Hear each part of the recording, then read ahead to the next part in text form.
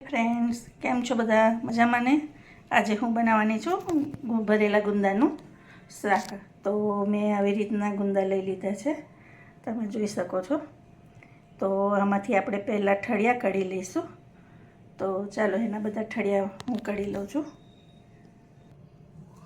તો ફ્રેન્ડ, આપણે આવી રીતે એને તોડી લઈશું બધા, અને પછી અંદરથી ઠળિયો કાઢી લેવાનો. હું આવી રીતના બધા જ ગુંદાને ફોડી લઉં છું. આની રેસીપી આ ટાઈપે બનાવશો ને તો ખૂબ સારી લાગે છે. તમે એકવાર મારી રીતથી ચોક્કસ ટ્રાય કરજો. ઓછા સામાનમાં વધારે સારી રેસીપી થાય છે. જો ફ્રેન્ડ્સ, મેં બધા કરી લીધા છે. હવે આપણે એને બિયા કાઢીશું. તો આવી રીતે કાંટા ચમચી લઈ લેવાની, અને અંદરથી આવી રીતે તમે કાઢશો તો ઇઝીલી ઠળિયો નીકળી જાય છે.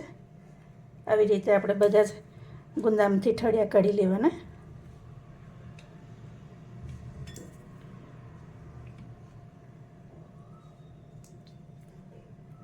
તમે જોઈ શકો છો કે આવી રીતે સારી રીતે નીકળી જાય છે. જો ફ્રેન્ડ્સ, મેં બધા ઠળિયા આવી રીતે કાઢી લીધા છે. હવે એની ઉપર થોડુંક આપણે મીઠું એડ કરી દેવાનું, એટલે એ થોડી વારમાં કાળા પડતા હોય ને એ અટકી જાય. હવે એની માટે આપણે મસાલા માટે ચણાનો લોટ શેકી લઈએ.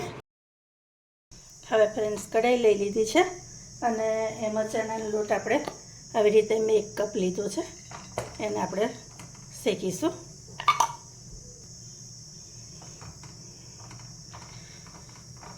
ચણાના લોટને આપણે એકદમ ધીમા તાપે શેકવા દેવાનું, જ્યાં સુધી એનો કલર ને રંગ થોડોક બદલાઈ નહીં જાય અને થોડીક સુગંધ આવતી થઈ જાય ત્યાં સુધી એને આપણે આવી રીતે શેકાવા દઈશું.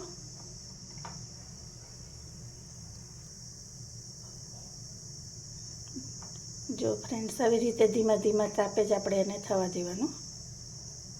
જેટલો શેકાશે એટલા ભરેલા ગુંદા સરસ થશે.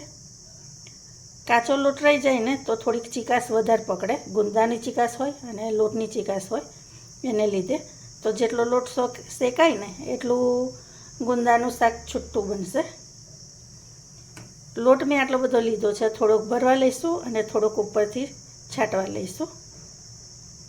તમે ચણાના લોટનું માપ વધઘટ કરી શકો, તમને ઓછો ગમતો હોય તો થોડોક ઓછો એડ કરી શકો. લોટમાંથી જો કલર પણ બદલાવા માંડ્યો છે, અને લોટમાંથી થોડીક સુગંધ પણ આવવાની શરૂ થઈ ગઈ છે. હવે 2 મિનિટ શેકાવા દઈશું, અને પછી આપણે એને બંધ કરી લઈશું.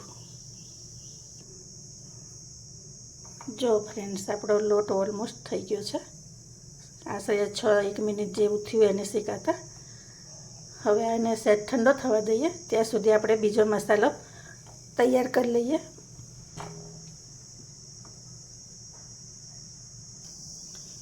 તો ફ્રેન્ડ્સ, આ મેં કેરી હતી તે છીની લીધી છે.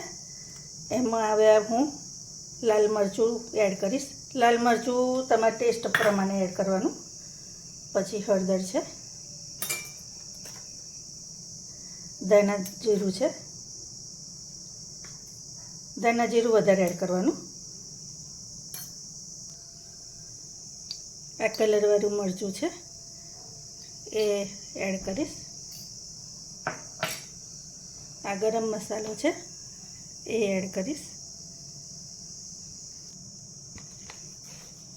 હવે આ મીઠું છે, મીઠું પણ થોડુંક ગુંદામાં આપણે સાફ કરતાં એડ કર્યું હતું એટલે થોડુંક ઓછું રાખવાનું, નહીં તો વધી જશે.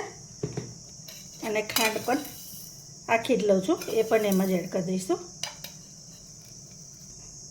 ખાટો મીઠો ટેસ્ટ આપવા લીંબુનો રસ એડ કરું છું.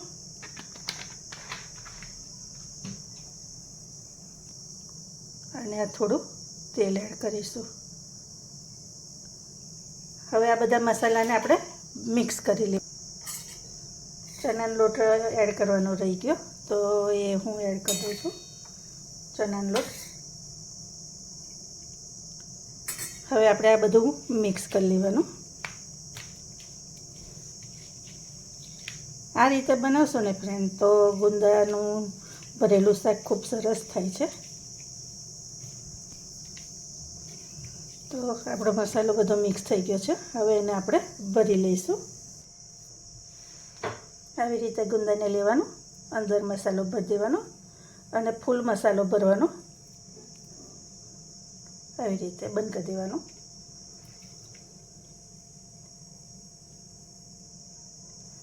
મસાલો અંદર જેટલો ભરશો ને એટલું ગુંદાનું શાક સારું થશે.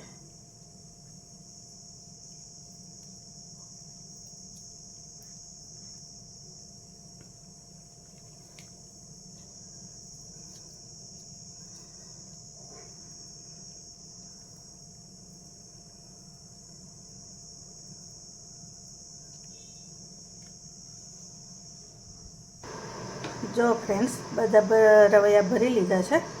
આ રવૈયા ભરતા પેશન્સ ચોક્કસ રાખવી પડે, કારણ કે એની ચીકાશ હોય ગુંદાની અને લોટમાં જલ્દી અંદર ભરવા જઈએ ને તો એડ થતો નહીં. એટલે થોડીક શાંતિથી ભરજો તો સરસ થશે.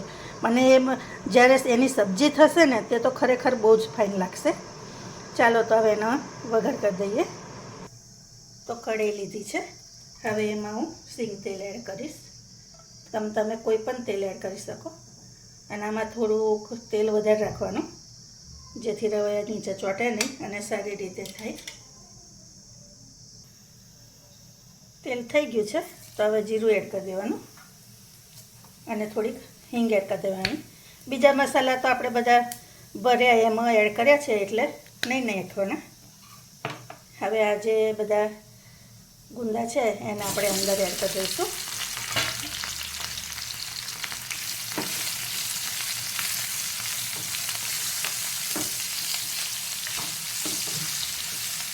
હવે આપણે એને ધીમા ધીમા તાપે થવા દેવાનું. હું એને થોડી વાર ઢાંકી દઈશ એટલે એ જલ્દી કૂક થઈ જાય. વચ્ચે વચ્ચે એને હલાવતા રહેવું જેથી એ ચોંટી ના જાય.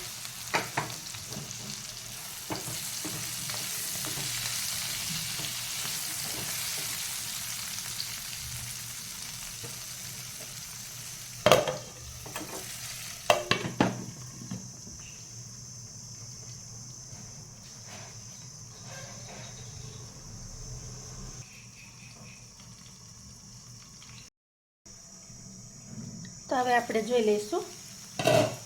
આપણા ગુંદા દેખો તમે કેમ ચડી ગયા છે. આ તમે જોઈ શકો છો કટ થાય છે એટલે ચડી ગયા છે.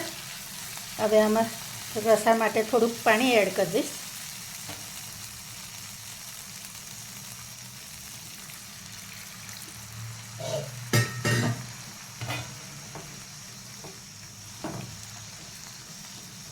હવે 2 મિનિટ ખાલી એને થવા દઈશ અને પછી તરત બંધ કરી દઈશું.